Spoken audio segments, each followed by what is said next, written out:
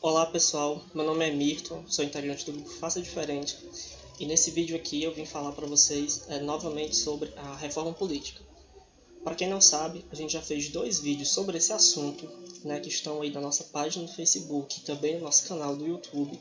No primeiro deles, eu tentei fazer uma explicação sobre como funciona o nosso atual sistema eleitoral e como é também o funcionamento dos sistemas que podiam vir a substituí-lo nessa reforma.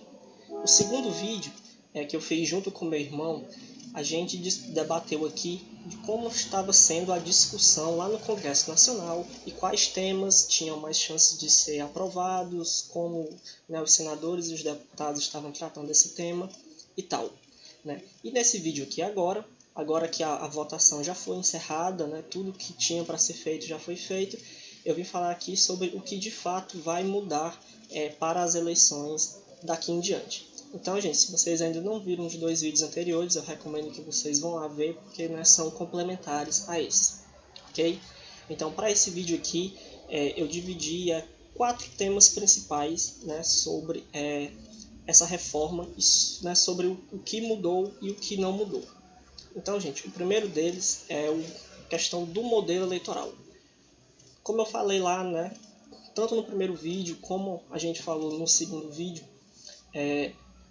os deputados e os senadores eles desejavam mudar o nosso sistema eleitoral, porém não havia consenso sobre para qual sistema mudar e também sobre quando fazer essa mudança. Várias propostas surgiram, distrital misto, distrital puro, distritão, voto em lista fechada e tal, mas nenhuma dessas ideias conseguiu entrar em um consenso. E o que acabou acontecendo foi o seguinte: os deputados e senadores eles resolveram manter o nosso atual sistema, ou seja, proporcional de lista aberta, para as próximas 2 eleições. E em 2022 o nosso sistema passa a ser o sistema distrital misto, que é aquele em que metade do parlamento é eleito por uma lista fechada e a outra metade é eleito por uma votação do tipo distrital. Mas só em 2022, pelas próximas 2 eleições, os parlamentares resolveram manter o nosso atual sistema.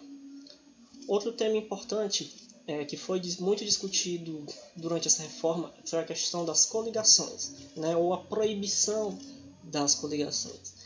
Uma das propostas que chegou a quase ser aprovada era de proibir as coligações já para as próximas eleições e, no lugar delas, criar aquelas federações partidárias, que eram um agrupamento de partidos que ao se coligarem para uma eleição, eles teriam que formar ali um bloco durante um certo período, até quando fosse proibido de fato as coligações. Só que acabou também que os parlamentares resolveram rejeitar essa ideia.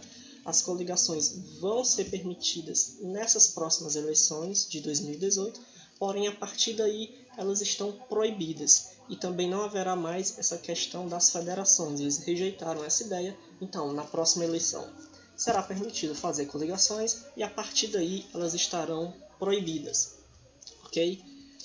Um outro tema que também foi debatido muito importante era a questão da cláusula de barreira, ou seja, cláusula de barreira ou cláusula de desempenho, que é um desempenho que o partido político precisa ter para ter acesso às verbas de fundo partidário e também ter acesso ao tempo de televisão para fazer a sua divulgação para a população. Essa ideia também era uma ideia que prosperou, porém ela foi aprovada com termos bastante baixos, digamos assim. A cláusula de barreira que foi aprovada diz o seguinte: para as próximas eleições, ou seja, de 2018, para que um partido consiga ter acesso a fundo partidário, tempo de televisão, para fazer a sua campanha, ele terá que ter, no mínimo, 1,5% dos votos totais para deputados federais em todo o Brasil, distribuídos em pelo menos 1/3 dos estados, ou seja, 9 estados. E para 2022, o que muda é apenas que sai de 1,5% para 2%. Ok? Então, se os partidos, a partir da próxima eleição, não conseguirem alcançar essas cláusulas, né, esses objetivos, eles não terão mais acesso aos fundos partidários e também ao tempo de televisão, o que vai fazer com que provavelmente, né, esse partido vá perdendo força, né, nas eleições seguintes e uma tendência a talvez aí deixar de existir, o que faria com que o Brasil, né, tivesse aí reduzido o seu grande número de partidos, né, que é uma característica aí muito ruim do nosso sistema. Né? Essa proposta, né, foi aprovada pelos, né, senadores, deputados e já estará em vigor nas próximas eleições. E por último, gente, e não menos importante, vem a questão do financiamento de campanha e de gastos de campanha. Esse era outro tema muito polêmico e também era um tema que boa parte da discussão no Congresso Nacional não havia consenso algum sobre esses temas. Algumas pessoas queriam a volta do financiamento empresarial, outras pessoas queriam financiamento exclusivamente público e tal, e não havia consenso sobre essa proposta. O tempo já estava se esgotando, porque toda a reforma tinha que ser votada até dia 6, né, de outubro. Então eles tinham que dar um jeito de arranjar dinheiro para financiar as campanhas. Então criou-se a ideia de fazer, né, criar um fundo público de recursos públicos para bancar as campanhas eleitorais, juntamente com aquelas doações feitas individualmente por pessoas físicas. Mas como a gente sabe que no Brasil não há muito esse costume das pessoas, né, fazerem essas doações, o grosso desse dinheiro para as campanhas tinham que vir de um fundo público. Né? Então eles começaram a discutir, falou-se aí em fundo de 3,6, 2,5 bilhão, 1,5 bilhão, né? E eles não entravam muito num consenso sobre isso. Agora, já praticamente na última semana, lá no Senado, surgiu a ideia de criar esse fundo público com a origem dos recursos, né, vindo de duas fontes: emendas de bancada e também o dinheiro de isenções fiscais que o governo dá para os canais de televisão para transmitirem aquela propaganda eleitoral durante o ano. Tá? Não é aquela propaganda eleitoral na época da eleição, mas são aquelas propagandas que a gente fica vendo ao longo do ano. São as propagandas gratuitas. Na verdade, o governo dá um desconto de imposto para os canais de televisão. Então, qual foi a ideia? Em vez de dar esse desconto de imposto para os canais de televisão, o governo pega esse dinheiro, joga no fundo público. Mas ainda assim ficaria pouco, não seria suficiente. Então, para aumentar ainda esse fundo, houve a ideia de pegar o dinheiro das emendas de bancada, que são recursos que as bancadas dos partidos, né, dos estados, têm o direito de indicar esses recursos para projetos, né, nos seus estados, nos seus municípios, né, de origem. Então eles vão pegar 30% dessas emendas de bancada, né, que serviam para fazer esses investimentos, né, nos estados e nos municípios, e vão jogar também para dentro do fundo eleitoral, totalizando assim um fundo aí de aproximadamente 1,7 bilhão de reais para as próximas eleições. Okay? E aí, a partir daí, cada eleição haverá uma nova discussão de quanto será esse fundo e quais serão as suas origens. Ok, pessoal? Outra coisa também foi definir como esse dinheiro seria gasto, ou seja, quais seriam os limites de gastos nas campanhas de cada cargo nas próximas eleições. Né?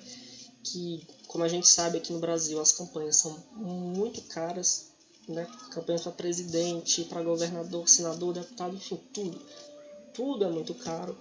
E não adiantava muito ficar discutindo criação de fundo, tamanho de fundo eleitoral, sem discutir os limites de gasto para cada campanha. Né? Então, na proposta, né, da criação do fundo, que foi criado, né, basicamente lá no Senado, mas na Câmara também, né, tinham que haver as votações, e também foi estabelecido os tetos de campanha para os cargos, né, da seguinte forma: campanha para presidente poderá gastar até 70 milhões de reais, né? O que ainda é muito dinheiro, mas já significa, né, uma bela redução em relação às campanhas anteriores. As campanhas para governador vão poder variar entre 2,8 milhões até 21 milhões de reais, aí dependendo do tamanho da população de cada estado. Para senador, a campanha poderá ficar entre 2,5 milhões até 5,6 milhões de reais, também a depender do tamanho da população, né, e do número de eleitores de cada estado. Para deputados federais, foi aprovado um limite de 2,5 milhões de reais para qualquer, né, deputado de qualquer estado, deputado federal, e para deputados estaduais, um limite de até 1 milhão, também independente de qual estado seja essa campanha de deputado estadual. Ok, pessoal? Então, esses, né, foi, digamos assim, o resultado dessa discussão da reforma. Como vocês viram, não mudou muita coisa. A gente sabe que os políticos ficam com medo aí de fazer grandes alterações dos sistemas que eles próprios se elegeram. Então vocês viram que foram pequenas alterações. A grande alteração, que era a questão do modelo eleitoral, vai ficar só para 2022. As coligações, o fim das coligações também foi postergada.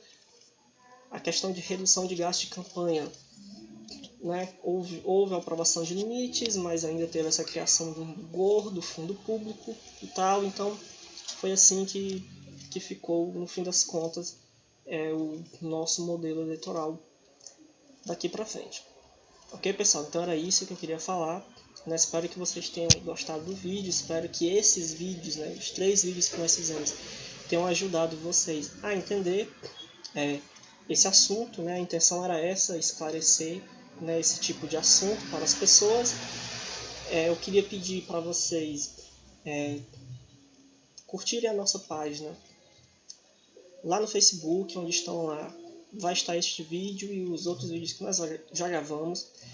E também pedir para vocês curtirem esse vídeo aqui no nosso canal no YouTube, ok? Para vocês se inscreverem no nosso canal do YouTube, para vocês ficarem sempre sabendo das nossas próximas publicações, tá bom? Então é isso, pessoal, e até o próximo vídeo aí do Faça Diferente.